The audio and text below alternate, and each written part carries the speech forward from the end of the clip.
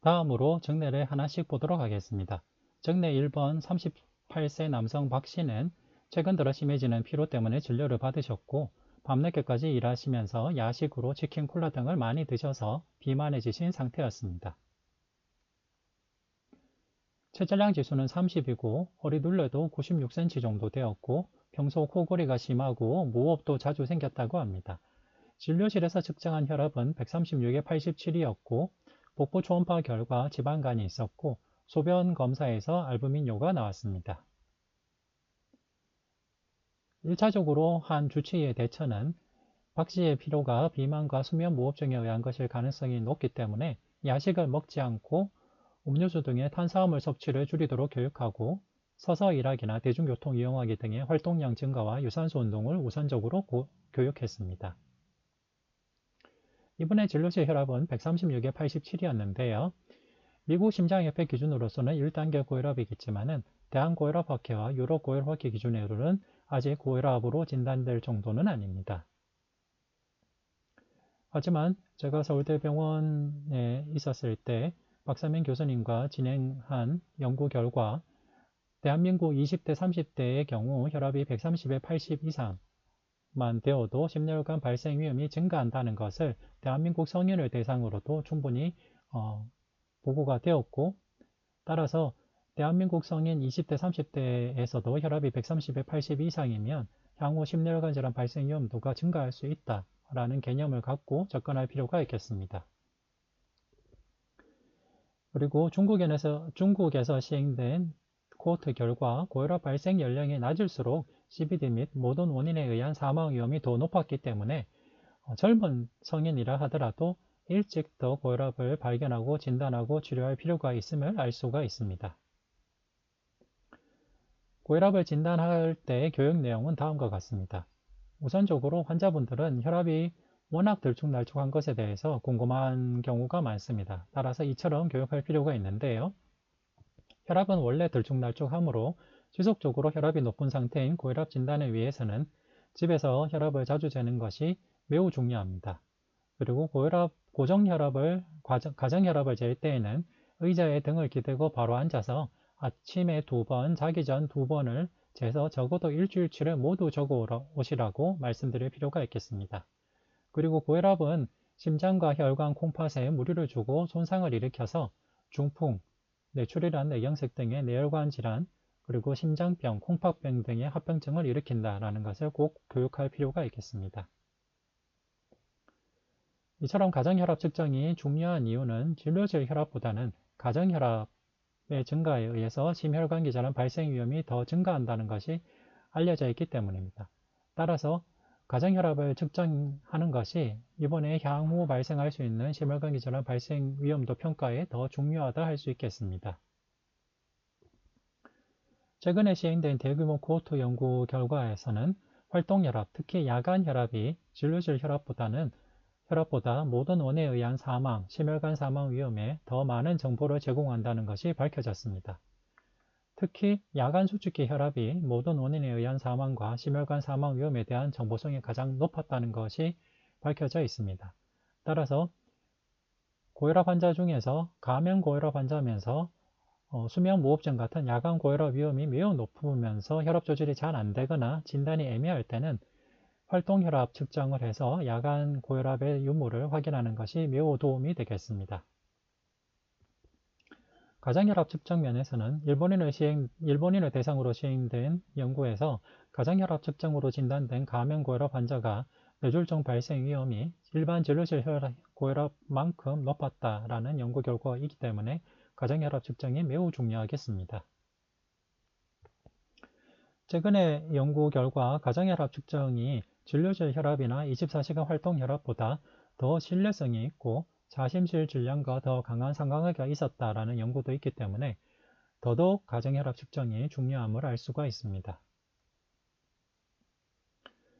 특히 진료실 혈압만으로 환자의 심혈관 질환 발생 위험을 평가하면 한계가 많습니다. 왜냐하면 스페인에서 시행된 대규모 코호트 연구 결과 진료실 SBP가 사망 및 심혈관 질환 사망과 관련성이 상당히 낮다는 것이 밝혀졌고 진료실 혈압에서는 도리어 혈압이 낮은 것이 올코즈 모탈리티나 카디오바스큘라 데스와 더 관련성이 높고 혈압은 웬만큼 높아도 사망 및 심혈관 질환 발생 위험과의 관련성이 그렇게 크지 않다는 것이 밝혀졌습니다. 따라서 고혈압 위험도를 분류하고 고혈압 진단을 정확하게 하기 위해서는 활동혈압 기준 또는 가정혈압 기준으로 확인할 필요가 있습니다. 그런데 활동혈압이나 가정혈압 측정이 여의치 않다라면 오간 데미지도 참고로 할 수 있는데 앞서 말씀드린 대로 심전도에서의 LVH나 에스티메이티드 GFR이나 알부민 유리아의 정도가 환자가 혈압 조절을 6개월 이상 또는 수조 이상만 잘 한다 하더라도 6개월 이상 조절을 잘하면 EKG의 LVH가 호전이 되고 6개월 이상 조절을 잘하면 에스티메이티드 GFR이 호전되고 수주만 조절 잘해도 알부민 유리아가 호전이 되기 때문에 혈압 측정 값이 애매할 때는 오간 데미지를 확인해서 이분이 혈압 조절이 잘 되는지 확인하는 것도 도움이 되겠습니다. 다만 소변 알부민 크레아티닌 비율을 검사할 때 주의사항이 있습니다. 그것은 크레아티닌은 근육의 대사산물이기 때문에 환자가 너무 근육이 많거나 아니면은 저체중 또는 노쇠 등으로 해서 근육이 너무 줄어들어 있을 때는 이 크레아티닌 값이 우리가 예상하는 그런 것과 차이가 날 수가 있다라는 것을 고려할 필요가 있겠고, 그리고 고열이나 운동 등도 알부민 유리아의 발생에 큰 영향을 미칠 수 있기 때문에 환자의 전반적인 컨디션과 근육량을 고려할 필요가 있겠습니다. 앞서 보여드린 증례는 가면고혈압의 가능성이 높습니다. 가면고혈압이라는 것은 평소에는 혈압이 높지만, 특히 밤에는 혈압이 높지만 병원에서 잰 혈압만 정상 범위인 경우를 말합니다.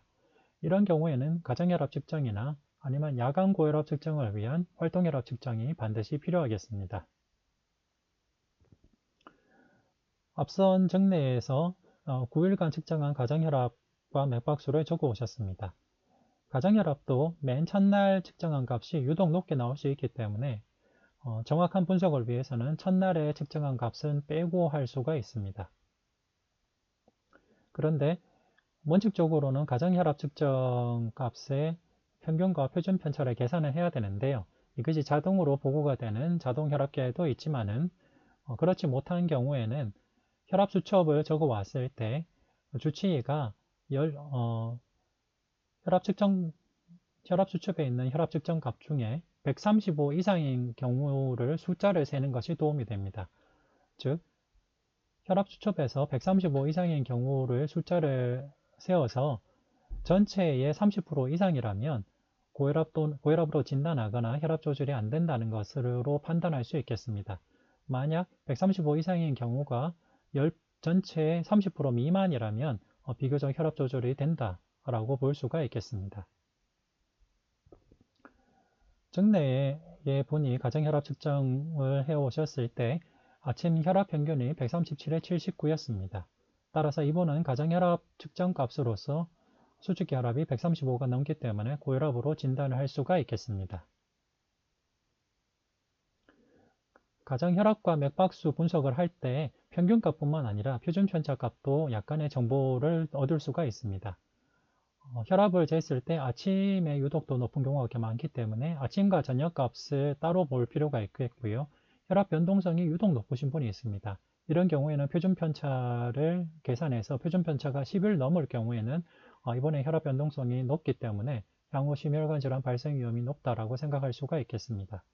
그리고 맥박수도 70 이상인 경우에는 맥박수가 좀 높다라고 할 수 있겠고, 맥박 변동성도 클 경우에는 향후 심혈관 질환 발생 위험이 높다라고 볼 수 있기 때문에 앞서 증례해 보는 아침에 평균값이 높고 혈압 변동성도 높고 맥박수도 높고 맥박 변동성도 높기 때문에 같은 평균값을 가진 고혈압 환자보다 더 심혈관 질환 발생 위험이 높다라고 해석할 수가 있겠습니다. 그리고 목표혈압 측면에서는 증례에 보는 알부민효가 동반된 경우이기 때문에 목표혈압이 130에 80 미만으로 조절할 필요가 있겠습니다. 따라서 주치의는 이분이 가정혈압 측정을 통해서 대한고혈압학회나 유럽 고혈압학회 기준으로도 고혈압임을 확인했고, 고혈압과 그에 따른 장기 손상을 예방하기 위해서 약물 치료를 하는데, 이번의 경우에는 알부민 유래가 이미 있기 때문에 단일제형 복합제를 쓸 수 있다는 것을 고려해서 단일제형 복합제를 사용하는데, 다만 이분은 진료제 혈압이 그리 높진 않기 때문에 단일제형 복합제 반할로 우선 시작을 하였고, 작용 지속 시간이 긴 고혈압 약제를 처방하였습니다. 그리고 수면 무호흡증도 있고 비만하기 때문에 체중 조절도 매우 중요하겠습니다. 혈압약을 처방할 때 교육 내용으로 중요한 것은 우선 고혈압을 진단할 때 이미 심장과 혈관 콩팥에 손상이 없는지 보기 위해 혈액검사, 심전도, 소변검사를 하고 그 결과에 맞게 약을 써야 되겠고, 혈압약을 먹기 시작한 뒤 한 달 뒤에는 다시 검사를 해서 약이 잘 됐는지 부작용은 없는지 확인해야 되겠고, 혈압약을 먹고 현기증이 생기거나 다리가 붓거나 잇몸이 부으면 말씀해 주세요 라고 교육할 필요가 있겠습니다. 이처럼 교육 내용을 미리 말씀드릴 필요가 있는 것이 혈압약에는 흔하진 않지만 부작용이 있기 때문입니다. 잇몸이 붓고 피가 나요 라고 오시는 분들 중에 치주염이 심하지 않는데도 잇몸이 붓고 피가 나는 분들의 경우에는 무슨 약 드시는지 꼭 물어볼 필요가 있겠고요. 칼슘 채널 블로커의 경우에는 치은 비대가 부작용으로 보고가 되어 있습니다. 그리고 발이나 다리가 붓는 분들이 있으신데요. 발이나 다리가 붓는 분들을 맨 처음 봤을 때는 하트 페일러에 의한 부종이 아닌지 당연히 확인해야 되겠지만은, 그럴 경우 대부분 호흡곤란이 동반이 되기 때문에 호흡곤란이 없는데 이렇게 다리가 부었을 경우에 맨 처음 확인해야 될 것은 무슨 약을 드시는지입니다. 제일 대표적으로는 암로디핀, 니페디핀 같은 칼슘 채널 블로커가 제일 흔한 원인이 되겠고, 당뇨약으로서는 피오글리타존, 엔세이드, 그리고 하지불안 증후군이나 파킨슨병에 사용되는 프라미팩솔 또는 유로페식 페인에 사용되는 가바펜틴이나 프레가발린을 썼을 때 이런 하지 부종이 생기는 경우가 많이 보고가 되어 있고, 그 중에서 칼슘 채널 블로커가 제일 많이 사용되기 때문에